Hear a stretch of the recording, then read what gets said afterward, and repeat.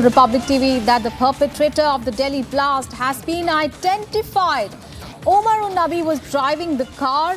Omar's DNA sample matched 100% with the DNA of his family members. The DNA matched with his mother and brother's DNA. Bones, teeth and pieces of clothing were found in the I-20 car after the blast matched the DNA. So sources have told Republic TV that the perpetrator of the Delhi blast has now been identified.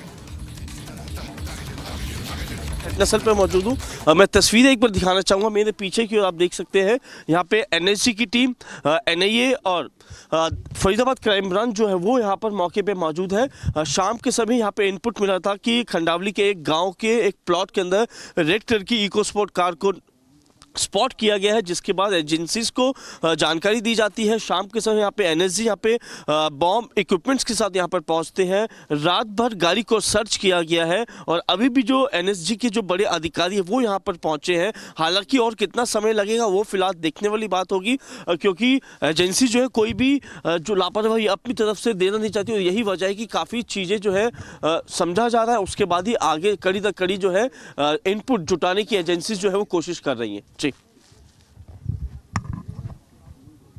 these updates coming in. Breaking news coming in. Sources have told Republic TV that the perpetrators of the Delhi blast has been identified.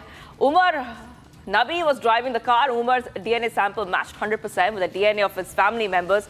DNA matched with his mother and brother's DNA. Bones, teeth and pieces of clothing found in the I-20 car after the blast matched the DNA. So this is what we see right now. Umar Nabi behind the wheel during the blast. Sources are giving these updates.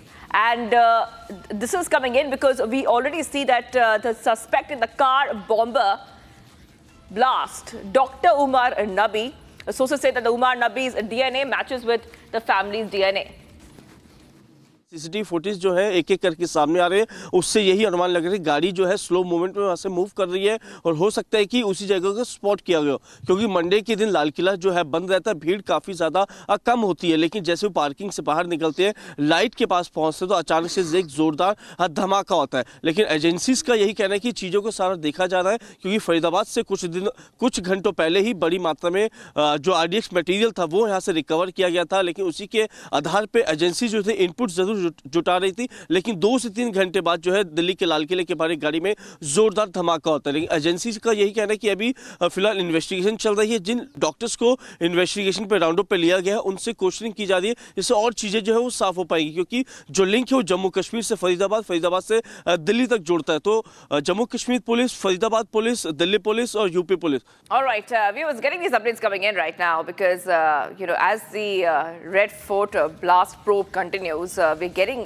updates because the main suspects' roots, the main suspects' DNA, all this is being matched. More details are coming in because the investigation is still continuing in this case. The latest news that we're getting for you is that Republic TV said that the perpetrators of the Delhi blast have been identified.